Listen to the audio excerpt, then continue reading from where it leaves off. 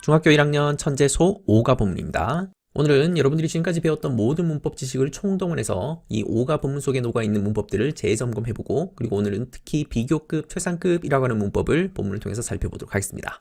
본문으로 바로 들어갑니다. Growing season 제목이죠. 계절은 계절인데 자라나는 계절입니다.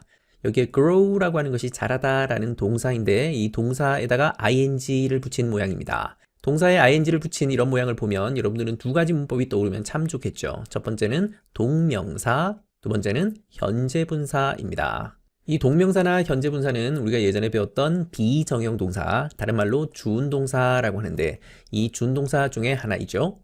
그리고 이 준동사는 동사의 성질과 함께 다른 품사의 성질을 함께 가진 것이다 라고 했었죠. 그 중에서 동명사는 동사의 성질과 명사의 성질을 함께 가지기 때문에 명사 쪽에 가까운 것이고, 또 현재분사는 동사의 속성과 함께 형용사의 속성을 함께 가지는 것이기 때문에 형용사 쪽에 가까운 것이다 라고 했습니다.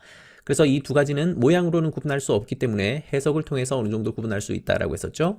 그러면 제목에서 growing season이라고 하는 말은 자라는 계절, 뭔가 무럭무럭 잘 자라나는 그런 계절을 의미하는 말이기 때문에 이때는 형용사에 좀 더 가깝죠. 그래서 이때 growing은 현재 분사 ing로 보는 것이 맞겠습니다.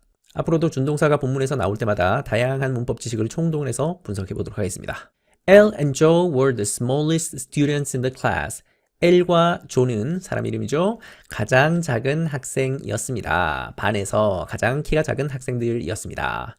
엘과 조는 두 사람이죠. 그래서 복수의 비동사 were가 됐습니다. 그리고 예전에 우리가 배웠던 것처럼 시제를 과거 시제로 쓰고 있죠. 현재 시제였다면 비동사를 are를 썼을 겁니다. 자, 이 문장 속에 이번 단어는 핵심 문법이 들어있어서 지금부터 설명하려고 합니다.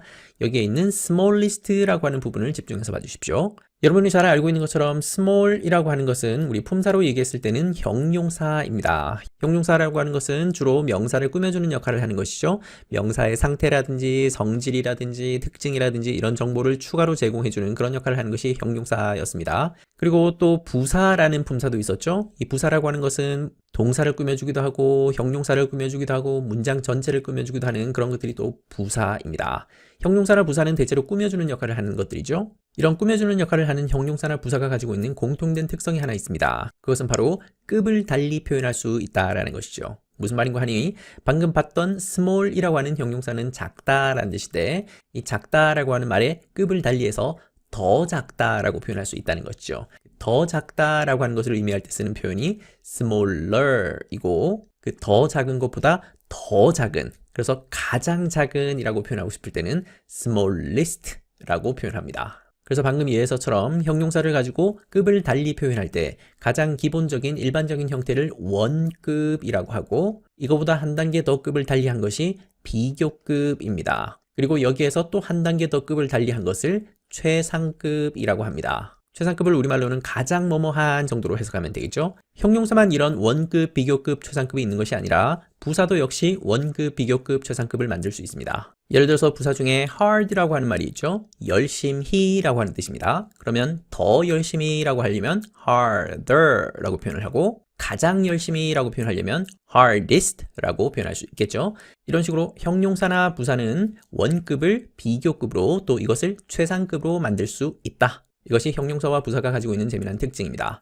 자, 그러면 비교급, 최상급을 만들 때 방금 봤던 것처럼 er를 붙이면 비교급이 되고 est를 붙이면 최상급이 되는데, 그리고 최상급을 만들 때는 est를 붙일 뿐만 아니라 앞에 정관사 더를 함께 붙이는 것이 또 특징입니다.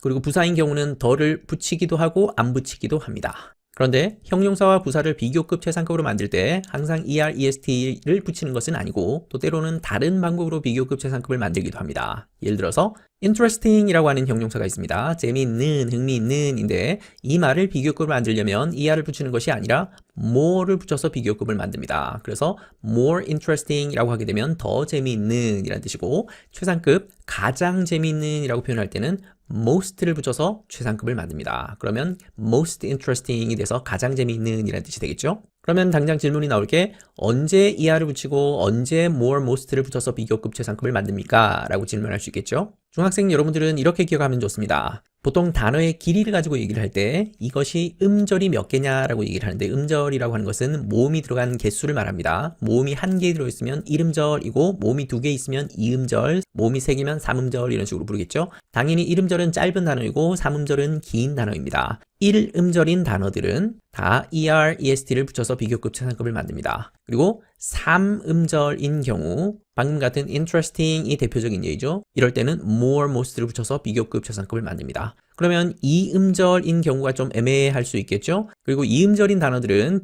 비교급 최상급을 만들 때 ER, EST를 붙이는 경우도 있고 또 more, most를 붙여서 비교급 최상급을 만드는 경우도 있습니다. 두 가지가 다 되는 경우도 있죠. 예를 들어서 happy나 simply나 quiet 같은 단어들이 2음절인 단어들입니다. 그러면 이것들을 비교급을 만들 때 happier, simpler, quieter 라고 해도 되지만 또 more happy, more simple, more quiet 라고 해도 된다는 말이죠. 그런데 보통은 ER, EST를 붙이는 모양을 더 선호하긴 합니다. 그리고 또 부사 중에서 ly로 끝나는 그런 부사들이 있습니다. 예를 들어서 quickly, carefully 같은 그런 말들인데 그런 ly로 끝나는 부사들은 항상 more, most를 붙여서 비교급 최상급을 만듭니다. 중학교 1학년인 여러분들은 복잡하게 생각하지 말고 짧은 단어들은 ER, EST를 붙여서 비교급을 만든다. 그리고 긴 단어들은 more, most를 붙여서 비교급 최상급을 만든다. 라는 정도까지만 기억하면 되겠습니다. 그리고 두 가지가 다 되는 경우들도 어차피 ER, EST를 붙이는 것이 포함되기 때문에 여러분들은 대체로 짧은 거, 긴 거 이렇게 구분하면 크게 문제가 없겠죠? 그리고 비교급 최상급을 만들었을 때는 해석을 할 때도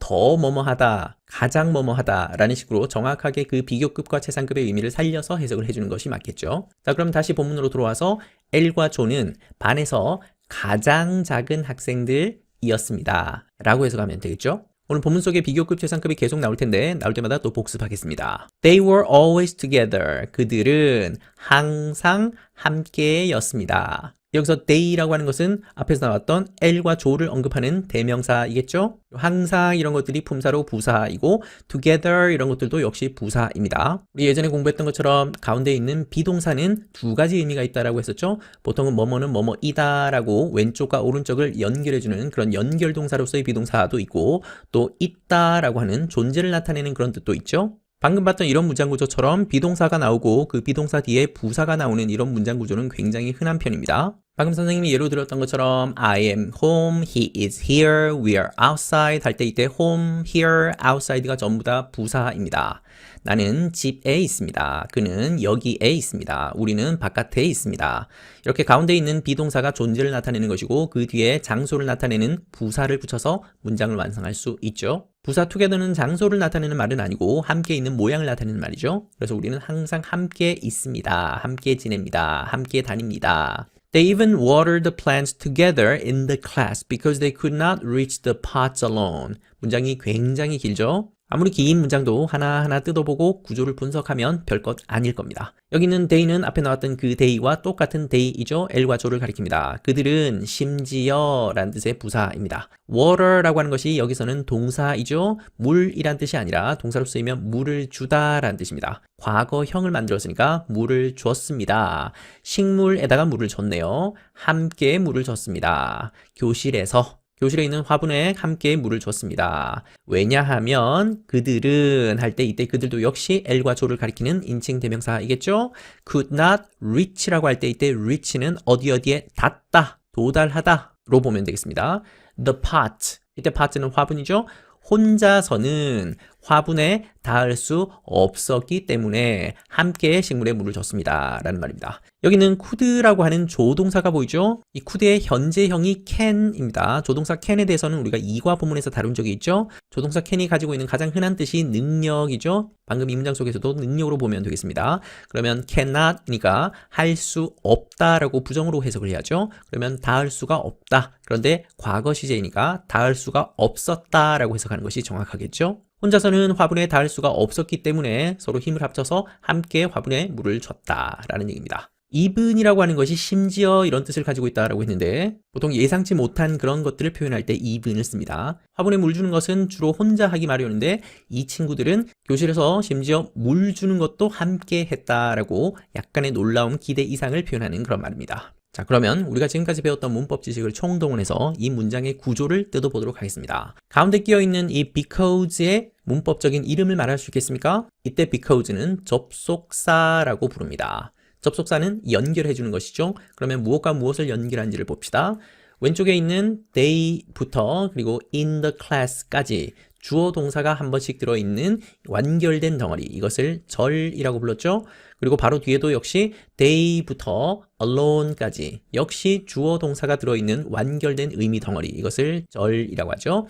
그러면 이 접속사는 왼쪽에 있는 절과 오른쪽에 있는 절과 절을 연결해주는 접속사입니다. 이때 접속사는 뭐뭐뭐 때문에 라는 뜻을 가지고 있는 말이죠. 접속사도 우리가 배웠던 품사 중에 하나입니다. 그런데 이 접속사도 종류가 여러 가지가 있는데 이 접속사에 관한 좀 더 구체적인 내용들은 다음 6과에서 자세히 다루도록 하겠습니다. 오늘은 간단히만 좀 설명하겠습니다. 여기에서 쓰인 이런 접속사를 문법 용어로는 종속 접속사라고 부릅니다. 지금 당장은 이 말을 몰라도 상관없습니다.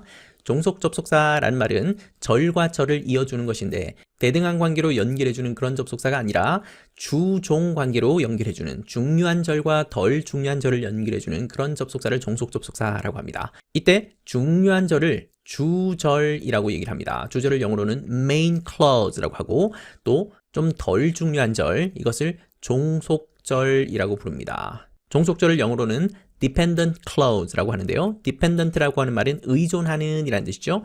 주절에 의존하는 절, 그래서 좀 부수적인 절, 이것을 종속절이라고 합니다. 주절에다가 종속절을 붙여주는 역할을 하는 그런 것이 바로 종속 접속사입니다. 다음 단어는 6과와 7과에서 이런 종속 접속사 얘기를 본격적으로 하게 될 겁니다.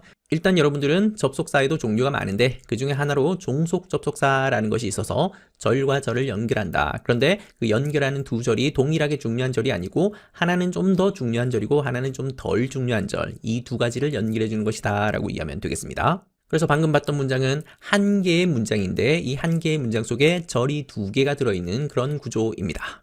However, in the spring, something was different. 하지만 봄에 뭔가가 달랐습니다. 하지만 이런 것들이 부사입니다. 부사 중에서도 however 같은 이런 말들은 앞문장과 바로 이어지는 문장의 논리적인 관계를 이어주는 그런 부사이죠. 이런 것을 문장부사라고 부르고 문장부사 중에서도 이걸 다른 말로 연결부사라고 부르기도 합니다. 또 다른 말로 접속부사라고 부를 수도 있습니다. 그리고 however가 나오면 뭔가 반대되는 반전이 일어나는 앞의 내용과는 상반되는 그런 내용이 나올 것을 기대할 수 있겠죠. 달랐습니다 라고 할 때 different 부분을 대문자로 쓰고 있죠. 대문자로 쓴 거는 다른 것보다도 강조의 의미가 있습니다. 말로 하는 것이었으면 이 부분을 좀 더 크게 얘기를 했겠죠. 그런 느낌으로 보면 되겠습니다. Joe grew taller. 조가 자랐습니다. 여기서 tall에다가 er를 붙였네요. grow tall이라고 하게 되면 자랐다, 키가 커졌다 라고 하는 말인데 여기서 er를 붙인 거니까 더 키가 커졌다라고 하는 말이죠. 원래 엘과 조는 같은 반에서 가장 작은 두 학생이었는데 봄이 되면서 조가 키가 조금 더 커졌다라고 하는 말을 하고 있는 겁니다.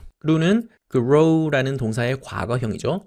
grow라고 하는 단어가 참 재미있는 단어입니다. 보통 우리가 자라다라는 정도로 알고 있지만 이 자라다라고 하는 말은 원래는 키가 작은 상태였는데 키가 큰 상태로 상태가 바뀐 것을 의미하죠. 영어에는 상태가 바뀐 것과 관련되는 그런 다양한 동사들이 있습니다. 가장 대표적인 예가 become이죠. become은 우리말로 뭐가 되다 라는 뜻인데 he became a teacher 라고 하게 되면 그는 선생님이 되었다 라는 말인데 그 말은 원래는 선생님이 아닌 상태였는데 선생님인 상태로 변했다라는 그런 상태가 변화됐다는 것을 내포하고 있는 말입니다. 이런 상태가 변화되는 것을 묘사하는 그런 동사들이 이거 말고도 참 많은데 그 중에 하나가 grow입니다. 그러면 become를 쓰거나 grow를 쓰거나 사실은 같은 의미가 되는데 약간의 차이가 있겠죠. 다양한 상태 변화 동사 중에서도 이 grow라는 동사는 상태가 바뀔 때 점진적으로 바뀌는 그런 모양을 묘사할 때 그럴 때 grow를 씁니다. 예를 들어서 grow angry라고 하게 되면 화가 났다라는 말인데 그냥 화가 난 게 아니라 점점 화가 났다라는 그런 말이고 grow big이라고 하게 되면 점점 커졌다라는 말이고 방금처럼 grow tall이라고 하게 되면 점점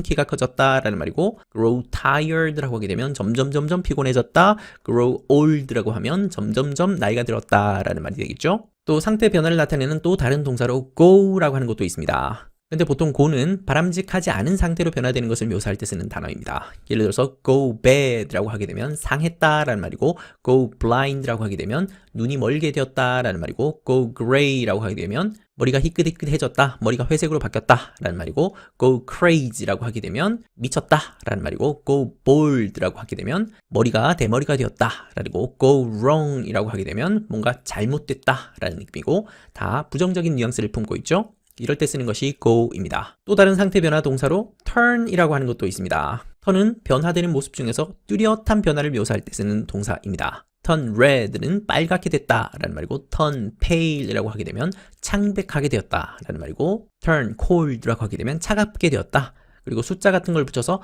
turn 40라고 하게 되면 40이 되었다, 나이가 40살이 되었다라는 그런 뜻입니다. 또 다른 동사로 fall 같은 것도 있죠. 이것도 역시 상태가 변화되는 것을 묘사하는 동사인데, 상태 중에서도 어떤 상태에 빠져들었다라고 하는 그런 뉘앙스를 품고 있습니다. fall asleep이라고 하게 되면 잠들었다라는 말입니다. 잠에 빠졌다라는 말이죠. fall ill이라고 하게 되면 아프게 되었다, 아픈 상태로 빠졌다. fall silent 라고 하게 되면 조용해졌다, 조용한 상태로 빠졌다 등등의 뜻이 되는 겁니다. 동사의 세계가 정말 무궁무진하죠. 배우면 배울수록 새롭게 배워야 되는 것들이 계속 나오는 것이 또 동사입니다. 엘과 조는 같이 키가 작은 친구였는데 그 중에 조가 더 키가 커졌다라는 말로 보면 되겠습니다. Joe was taller than Elle, so Joe could water the plants alone. 조는 더 키가 컸습니다. 이제 익숙하죠? tall이라는 형용사에다가 er를 붙여서 비교급을 만들었네요. 그러면 더 키가 크다라는 말인데, 굳이 누구보다 더 키가 큰지 비교의 대상을 언급할 때 쓰는 말이 than입니다. 조는 L보다 더 컸습니다. 그러면 여기에 than부터 L까지는 없어도 상관없는 부분이고, 비교의 대상을 명확하게 하고 싶을 때는 than을 붙여서 누구누구보다 또는 무엇무엇보다 더 뭐뭐하다라고 할 때 than을 쓰면 되겠죠? 조가 더 키가 커져서, 그래서 조는 물을 줄 수 있었습니다. 식물에 물을 줄 수 있었습니다. 혼자서 줄 수 있었습니다. 원래는 두 사람이 키가 작아서 힘을 합쳐서 물을 줬어야 되는데, 조가 키가 더 커지는 바람에 이제는 혼자서도 화분에 물을 줄 수 있게 되었다라는 말이죠. 자, 이 문장도 역시 문장 구조를 한번 분석해보고 갑시다. 가운데 있는 이 so의 이름을 말할 수 있겠습니까? 왼쪽 오른쪽을 봤더니 조부터 L까지 주어 동사가 들어있는 절과, 그리고 역시 조부터 alone까지 주어 동사가 들어있는 절과 절을 연결해 주는 거니까 이때 so도 역시 접속사이겠죠? 자, 그런데 아까 우리 좀 전에 봤었던 because라고 하는 것도 절과 절을 연결해 주는 건데, 이 so가 접속사라는 점에서는 동일하지만 그런데 위에 거와 다른 근본적인 차이가 있습니다. 아까 위에서의 because는 주절과 종속절, 중요한 절과 덜 중요한 절을 연결해 주는 것이었죠. 반면 이 so라고 하는 접속사는 왼쪽에 있는 절과 오른쪽에 있는 절이 둘 다 중요한, 그래서 어느 하나라도 생략할 수 없는 그런 중요한 두 개의 절을 연결하는 접속사입니다. 이것을 등위 접속사라고 부릅니다. 등위라고 하는 말은 대등한, 동등한 위치에 있는 것이다. 왼쪽과 오른쪽이 동등하게 중요한 것이다 라고 하는 그런 말이겠죠. 그 두 가지를 연결해 주는 것이 등위 접속사입니다. 여러분이 알고 있는 접속사 중에 and라든지 or이라든지 방금 봤던 so라든지 또 for 같은 이런 단어들이 대표적인 등위 접속사입니다. 등위 접속사는 왼쪽에 있는 것과 오른쪽에 있는 것이 동일한 성질을 가지고 있고 또 동일한 문법적인 자격을 가지고 있기 때문에 어느 하나라도 생략할 수 없습니다. 그것이 종속 접속사하고의 차이점이겠죠. 이 접속사에 관해서는 다음 단원에서 더 자세히 다루도록 하겠습니다. Elle felt smaller every day. L은 느꼈습니다. 더 작게 느꼈습니다. 매일매일 더 작게 느꼈습니다. felt는 feel이라고 하는 동사의 과거형이죠. 모양이 특별하게 바뀌는 거니까 철자 조심하길 바랍니다. small에다가 er를 붙였으니까 역시 비교급입니다. 그러면 작게 느꼈다가 아니라 더 작게 느꼈다라고 해석하는 것이 맞겠죠? 자, 여기에서 felt라고 하는 동사를 보는 순간 여러분들은 지난 3과에서 배웠던 감각 동사가 떠오르면 참 좋겠네요. feel이 보통 일반적으로는 뭐뭐를 느끼다 라고 하는 뜻인데, 감각 동사로 쓰였을 때는 어떠어떠하게 느껴지다 라고 해석이 되죠. 보통 이럴 때는 형용사가 뒤에 함께 나옵니다. 그래서 뒤에 형용사가 있는 것을 보고 이것이 감각 동사이구나 라는 것을 알 수 있죠. 또 다른 형태로는 like와 함께 명사나 대명사가 오는 경우도 있습니다. 이럴 때도 역시 감각 동사로 쓰인 것이죠. 같이 키가 작았던 친구 조가 갑자기 키가 커버려서 이제는 본인이 더 작게 느껴졌다라는 말을 하고 있습니다. On the last day of school, Mr. Diaz said, "Class, you can take a flower home and care for it over the summer." 마지막 날에, 학교의 마지막 날에, 방학하기 전날입니다. 선생님 미스터 디아즈가 말했습니다. 학생들, 여러분들, 이때 클래스라고 하는 말은 학급 친구들 전체를 호칭하는 그런 말이겠죠? 교회에서 목사님들이 신도들을 부를 때 church라고 부르기도 하고, 또 회사에서 사장님이 직원들 전체를 부를 때 company라고 부르기도 하고, 또 군대에서 장군이 병사들을 부를 때 army라고 부를 수도 있습니다. 그런 식으로 이런 명사들이 호칭으로 사용되기도 합니다. 여러분들은 가져갈 수 있습니다. 꽃을 가져갈 수 있습니다. 집으로 라고 하는 것이 부사입니다. 집으로 가져갈 수 있고, 그리고 care for 할 수 있습니다. care for 라고 하는 말은 돌보다 라는 뜻입니다. 원래 care라는 말만 있으면 신경 쓰다, 걱정하다 라는 말입니다. 근데 여기에다 for를 붙이게 되면 뭐뭐를 위해서 신경 쓰고 걱정하는 거니까 우리말로 돌보다 라는 뜻이 되는 것이죠. 그것을 돌볼 수 있습니다. 라고 할 때 그때 그것은 바로 앞에 나왔던 a flower를 가리키는 대명사이겠죠? 그러면 여러분들은 꽃을 하나 집에 가져갈 수 있고 그 꽃을 돌볼 수 있습니다. over the summer라고 할 때 이 over를 붙이면 여름 전체, 여름이라고 하는 그 기간에 걸쳐서 여름 내내 정도로 보면 되겠습니다. 집으로 꽃을 하나 가져가서 여름방학 동안 계속 그것을 돌봐도 된다, 돌볼 수 있다 라고 얘기하고 있죠. 일단 조동사 can의 의미부터 한번 밝혀봅시다. 이 can은 가져갈 수 있다라는 능력을 나타낼 수도 있고 또 가져가도 된다라고 하는 허락의 뜻을 나타낼 수도 있겠죠. 그리고 가운데 있는 and라고 하는 것은 역시 접속사입니다. 접속사 중에서도 우리 아까 and 같은 것을 등위 접속사라고 했었죠. and는 왼쪽 오른쪽 동등한 것을 붙여주는 역할을 하는 거니까 이때 and는 왼쪽에 있는 take라고 하는 1번 동사와 그리고 오른쪽에 care for라고 하는 2번 동사를 연결해주고 있습니다. 그래서 you can take, you can care for 이렇게 두 개를 연결해주고 있다고 볼 수 있겠죠. All the students ran to the window. 모든 학생들이 달려갔습니다. 창문으로 달려갔습니다. 화분들이 전부 창가에 진열되어 있었던 것 같습니다. 그래서 학생들이 하나를 집으려고 창가 쪽으로 달려갔다라는 말이죠. 여기에 정관사 더가 들어있는데요. 이번 단어는 핵심 문법은 아니지만 이런 것을 정관사라고 부릅니다. 크게는 관사이고 관사 중에서는 정관사와 부정관사가 있는데 그중에 이런 정관사 더를 붙이는 경우는 뭔가 특별하고 구체적이고 정확한 대상을 지칭할 때 더를 붙입니다. 그냥 학생들이라고 하면 어떤 학생들을 가리키는지를 모르는데 더 스튜던트라고 하게 되면 구체적인 특별한 정해진 학생들. 지금 이 문장에서 더를 붙인 이유는 디아즈 선생님 반에 있는 그 학생들을 가리키는 말이겠죠. 구체적이고 특별한 학생들입니다. 그래서 정관사 더가 붙었습니다. 그러면 이 문장 속에 뒤를 보니까 더가 한 번 더 나왔죠. 그러면 창문 앞에 더가 들어있는 이유는 세상에 있는 수많은 창문이 아니라 디아즈 선생님 반에 있는 그 창문. 화분이 진열되어 있는 그 창문, 구체적이고 특정한 창문이죠. 그래서 여기도 정관사 더가 들어간 겁니다. 그래서 여러분들이 앞으로 문장에서 더를 만나게 되면 그런 특정하고 구체적인 대상, 말하는 사람과 듣는 사람이 알고 있는 그 대상을 말하는 것이구나 라고 이해하면 되겠습니다. L's classmates reached for the pots over tiny L. L의 학급 친구들은 reach 했습니다. 아까 reach가 어디에 닿다 라고 하는 뜻도 있지만 방금 여기서 뜻은 손을 뻗다. 그러면 손을 뻗는데 무엇을 위해서 손을 뻗었냐면 화분을 위해서 손을 뻗었습니다. 즉 화분으로 손을 뻗었습니다. 선생님이 화분을 하나씩 가져가라 라고 했으니까 학생들은 하나씩 챙겨가려고 손을 뻗었다라는 말이죠. 근데 그 화분이 어디 있는 화분이냐면 작은 L 위에 있는 화분들입니다. L이 이 반에서 가장 키가 작은 학생이니까 이 L보다 더 위쪽에 있는 그런 화분들, 이 화분들의 손을 뻗어서 가져갔다라는 말이겠죠. They took all the pots with colorful flowers. 그들은 이라고 할 때 그들은 L의 학급 친구들을 가리키는 대명사이겠습니다. took는 take의 과거형이죠. 그들은 가져갔습니다. 모든 화분들을 가져갔습니다.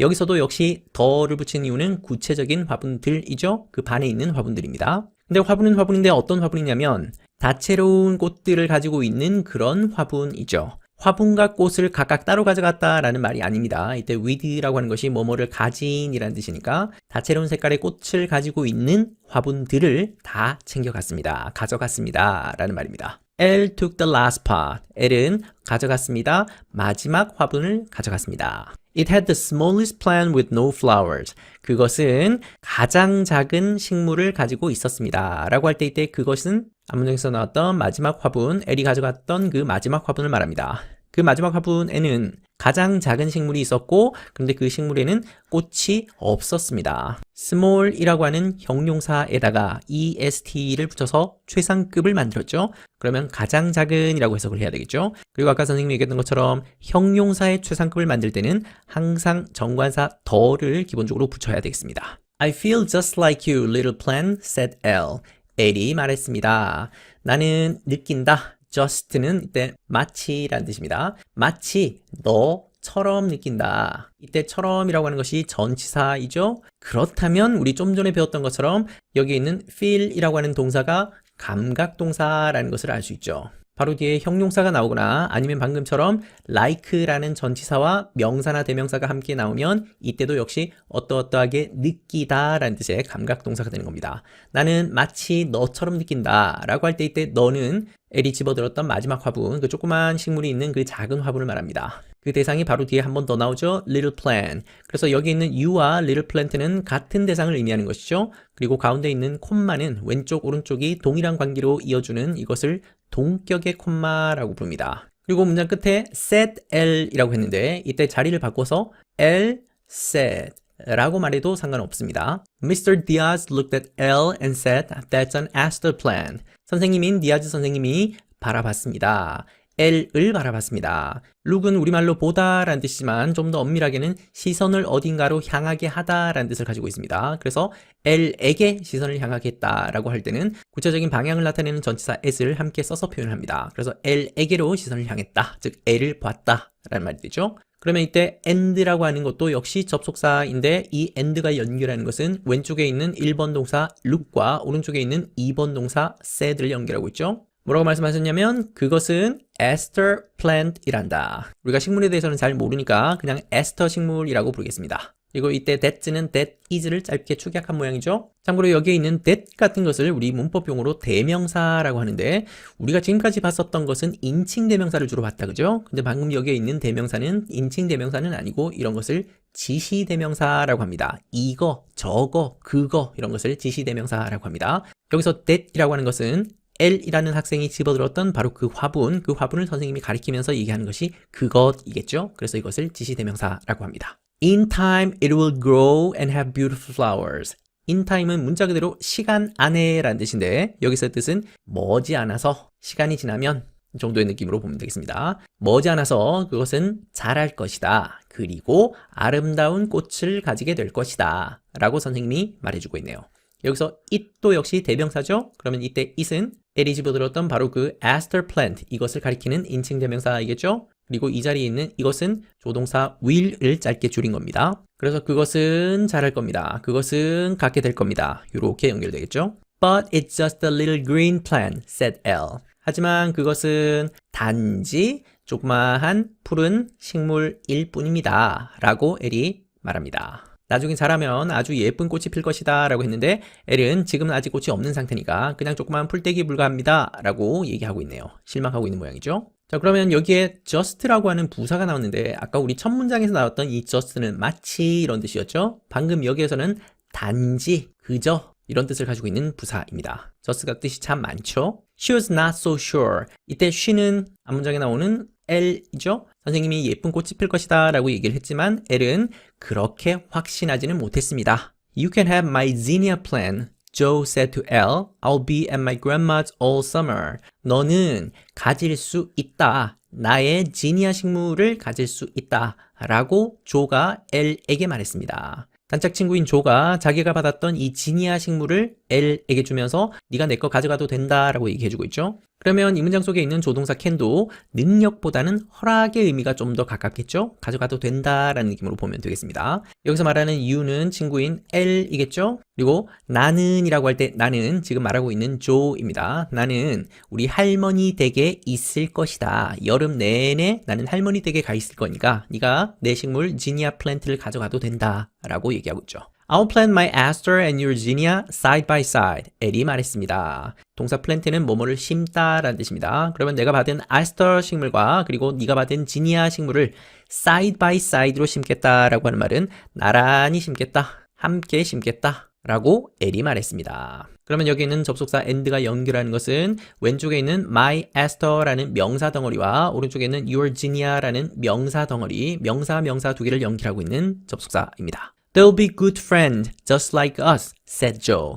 그들은 이라고 할 때 이때 그들은 한 문장에서 나왔던 my Esther와 Genia를 함께 얘기하는 대명사이겠죠? 그 두 식물들은 좋은 친구가 될 것이다. 역시 조동사 will이 숨어 있죠? 그러고 나서 다시 just라고 하는 부사가 나왔습니다. 그리고 가운데 있는 like는 뭐뭐처럼이라고 한 뜻의 전치사이죠? 그러면 방금 여기에서의 just의 뜻은 뭐겠습니까? 그렇죠. 마치 정도로 보면 되겠습니다. 마치 우리처럼 옆에 나란히 함께 심어놓으면 멋진 친구들이 될 것이다 라고 조가 말했습니다. Elle smiled. 엘은 미소를 지었습니다. Elle planted the flowers in her garden. 엘은 심었습니다. 그 꽃들을 심었습니다. 자기 거랑 그리고 친구 조의 거를 함께 심었으니까 복수형 s를 붙였죠. 자기 정원에다가 두 꽃을 심었습니다. It was growing season. 자, 이 문장 속에 참 재밌는 문법이 있어서 함께 소개하려고 합니다. 여기는 it에 집중해서 봐주시길 바랍니다. 이번 단어는 핵심 문법은 아니지만 여러분이 꼭 알고 있어야 되는 문법이라서 간단히 설명하겠습니다.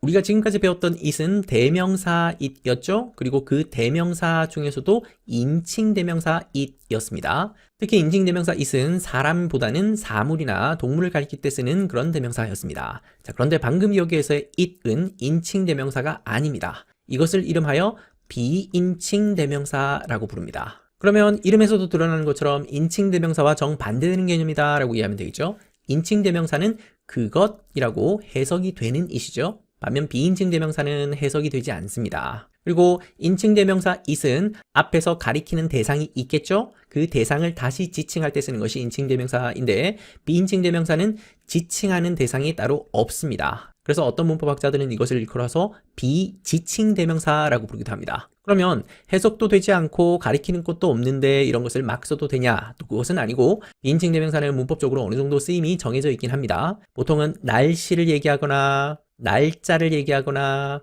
온도를 얘기하거나 거리를 얘기하거나 가깝다 멀다 하는 이런 것이 거리죠. 그리고 명암을 얘기하거나 명암은 밝고 어두운 걸 말합니다. 그리고 시간을 나타내거나 그리고 막연한 상황 같은 것을 얘기할 때 이럴 때 it을 씁니다.